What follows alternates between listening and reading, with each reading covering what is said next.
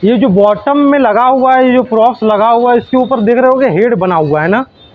Head बनाने का main purpose यही है कि प्रेशर को कम कर देना है। अगर हमारा एरिया ज़्यादा है इस क्रॉस सेक्शन का तो प्रेशर उतना ही कम पड़ेगा ना, क्योंकि ऊपर से जो लोड आ रहा है, अगर एरिया कम होगा तो इसके बॉटम को फाड़ भी सकता है, पेनिट्रेट कर सकता है इसको। तो वहाँ पर जो इसके एरिया को बढ़ाने के लिए यहाँ पर टी हेड बना दिया गया है। टी हेड बनाने से क्या होगा कि जो हमारा प्लाई है उसको फाड़ेगा नहीं, किसी प्रकार का नुकसान नहीं पहुँचाएगा।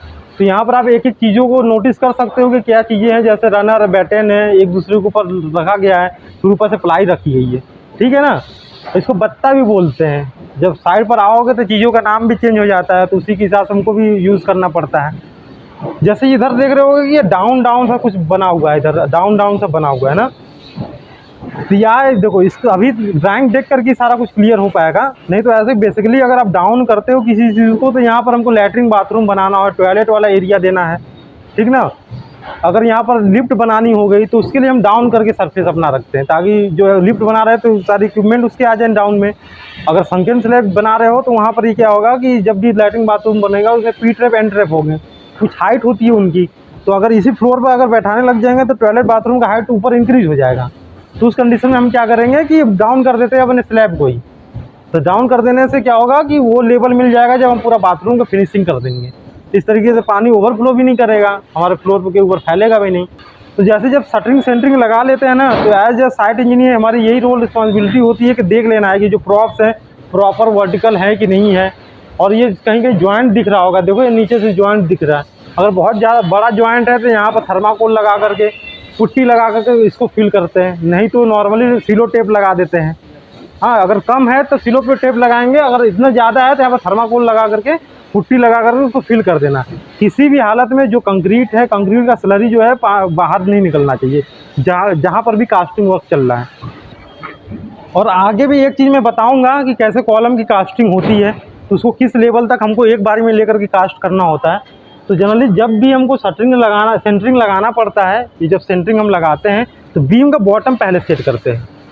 जैसे वो बीम का बॉटम सेट किया गया है ना, तो जब बीम का बॉटम जब सेट करते हैं तो हमको कैसे पता चलेगा कि ये एक ही लेवल में है। तभी वाटर पाइप के थ्रू आपने लेवल ट्रांसफ़र करना सीखा हुआ है, समझे कि नहीं। अभी ऑटो लेवल या इसका यूज़ करना नहीं सीखे हो, तो जब यूज़ करोगे तो वो भी हम बताएंगे इसके बारे में, कैसे लेवल चेक करो। अभी वाटर लेवल से कर लियो तो उससे कैसे लेवल चेक करते हैं इसके बारे में थोड़ा समझते हैं। अब हमको ये तो हाइट पता है ना, ये इस वाले कॉलम को हम बेंच मार्क मान सकते हैं। इस वाले कॉलम ये जो ऊपर बना हुआ है स्टेयरकेस की, जहाँ पर लैंडिंग है उसके ऊपर कुछ कॉलम कास्टिंग हुआ है, तो वहाँ पर कुछ हाइट हमको ले लेना है बीम के टॉप के ऊपर तक, जो रेनफोर्समेंट ऊपर बढ़ा हुआ है। रेंडमली 1 मीटर 1.5 मीटर ऊपर जा कर के मार्क कर लेना है, ठीक है। जब ये 1 मीटर पर हमने मार्क कर लिया तो जस्ट उसके दूसरी तरफ हमको जाना है और वहाँ पर देख लेना है कि इस वाले पॉइंट को वहाँ पर क्या ट्रांसफ़र करने का कुछ स्पेस है कि नहीं, बार बार है कि नहीं है। नहीं है तो बॉटम के साथ सरिया को लगा करके इसे बांध देना है। फिर जहाँ पर हमने मार्किंग लगाया हुआ है वहाँ का लेवल जो है दूसरे वाले कॉलम पर ट्रांसफ़र होना चाहिए। जब वहाँ पर ट्रांसफ़र हो जाएगा तो हमको पता रहेगा ना कि बीम का बॉटम उस लाइन से कितनी डिस्टेंस पर आ रहा है, समझे कि नहीं।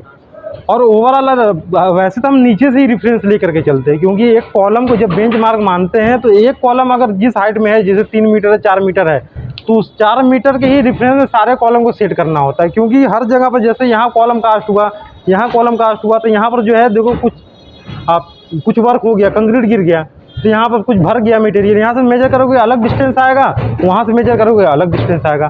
तो किसी एक कॉलम को हमको रेफरेंस मान लेना और उसी के लेवल पर हमको हर कॉलम के ऊपर ट्रांसफ़र करना होता है। और हम चेक करते हैं बीम का बॉटम कितना सही है या नहीं है।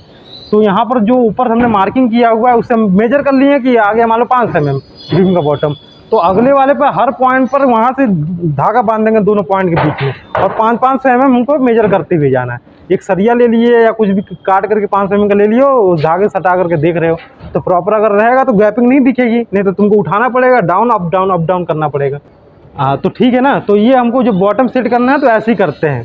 जब बॉटम सेट हो जाता है तो उसके बाद हमको जो शटरिंग वाला पार्ट होता है, तो जो बैटेन होता है ना उसमें नेल्स मार देते हैं और वो सपोर्टेड हो जाता है। और कभी कभी उसको फैलने से बचाने के लिए शिकंजा भी लगाते हैं। शिकंजा क्या होता है, अगर नीचे से कोई स्पेस है, मान लो कि वाल बन गई है तो नीचे से ऐसे फंसा नहीं पाएंगे तो उसको ऊपर से फंसाते हैं शिकंजा, नहीं तो ऐसे बॉटम से फंसाएंगे।